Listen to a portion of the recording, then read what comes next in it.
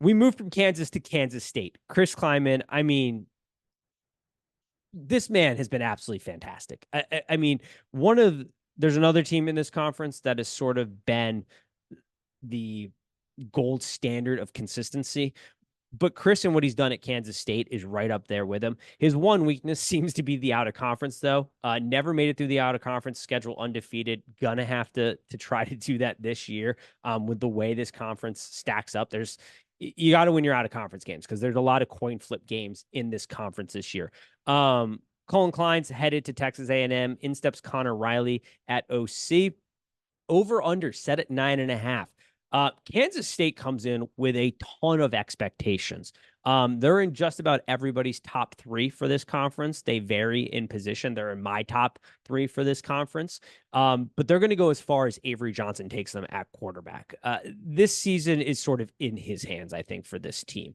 He's a fantastic athlete. He needs to increase the accuracy a little bit, but at the end of the day, in the sample size we saw last year, his throwing ability was sort of Will Howard's ability. I mean, they were very close. So if that's the floor and the ceiling's the moon, you have to be incredibly happy as a Kansas State fan because he adds an extra dynamic, and his ability to be an athlete and be part of the run game adds a whole nother dynamic to this because they've got a thunder and lightning thing going on here in the backfield this year between DJ Giddings, who is their top running back. He's the bell cow back, but then you get that off-speed pitch with Dylan Edwards coming home from Colorado. He's a really dynamic player. It gives them that thunder and lightning approach. And then you add Avery Johnson into the mix at quarterback to be able to run the ball, and whoo, that's a lot of fun. From an offensive standpoint. So you feel good about those two position groups. The wide receiver tight end room, it's like, who's going to step up here? I think Dante Cephas, if he can return from his Kent State production and be less like his Penn State days, you're going to like him as a piece here. Jace Brown came in late, was a true freshman last year. Let's see if he can carry on that production that he was able to kind of muster up towards the end of last season. Coming on late into that season, sometimes we see guys carried into the next season.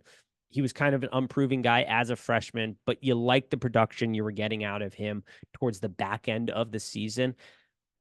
We'll see where that is.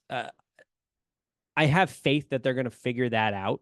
The O-line, though, 4 starters are gone. Not a ton of experience at center. Taylor Porter will probably be the anchor. Need to have a big season from him interiorly. You've got inexperience at center. You've got a young quarterback. That could be a concern. I think you give Chris and his coaching staff a bit of the benefit of the doubt here to figure it out a little bit here and piece something together that is effective for them. The O-line was a strength last year for them, though. Losing those 4 starters is tough. Let's see how it pieces together, but I do give him the benefit of the doubt. I give Kansas State in that program sort of the benefit of the doubt that they'll get that figured out because they just historically have. And there's no reason necessarily to believe that they can't do it again this year. Defensively, though, this is a team that the whole has to be better than the sums of the part. They're top 15, though, in returning production. They have to limit big plays, though. This team was really good down to down, but they gave up some massive explosive plays last season. They've got to find a way to kind of corduroys that and not let that bleed them out, essentially, in games. D-line loses their best pass rusher. Somebody's going to have to step up from that defensive line, but they have been preaching this offseason that they're not super concerned about it because they have, I think it was 3 guys, maybe 4 that redshirted last year at defensive end that because they had the talent up front, they had the luxury of redshirting these guys. So they got a bunch of guys at defensive end that they feel really comfortable about. They feel really good about this defensive line. Let's see how it plays, but they were preaching that at media day. They've been preaching that kind of all off season, that this is a group that even though we may have questions, I have questions about what the production might look like, they feel really solid about it. So once again, I'm going to give the benefit of the doubt to a head coach that has proven that he runs a very solid program, and we're going to take his word for it a little bit, but we're going to trust but verify here. So the first part of this season, we're going to kind of be keying in on that defensive line and seeing what they get. The linebacker room is interesting. you don't kind of look at that room and go, man, they have a real difference maker. But they do have this guy, Desmond Parnell, underdog story, local Kansas guy, if I'm not mistaken. Wasn't really recruited coming out of high school, but they really love this dude. He has worked his ass off. He's bulked up in the weight room. We saw it last season. He's apparently put on some good, healthy weight again this year. Really, really bought into the program, and he covers a lot of distance for them. They use him to kind of cover up a lot of things, and he's kind of that classic under the radar guy, not a big time recruit, but has just worked his butt off and has really stepped up for them. And they really love that kid.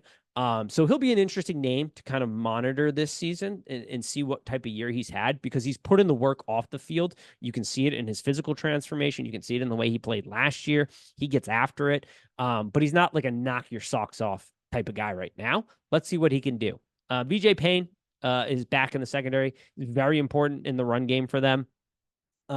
So Kansas State will be interesting. The defense, once again, it's solid. They have a ton of good returning production. They just have to limit big plays. That is kind of their thing they need to work on this season. If they've been able to figure that out and they can kind of, limit that from what they had last year, then this Kansas State team is a bit of a powerhouse this year in the Big 12. Avery Johnson will ultimately be the key in how far they take them. But I've got them as the number 2 team in the Big 12 coming into the season. I really love this roster. I really love the coaching staff. Connor Ryan is obviously a little unproven within this system. So we'll see what he does, because you are losing a very good offensive coordinator in Klein. So we'll see there. The powerhouse team, the team that I have number 1 power rated in this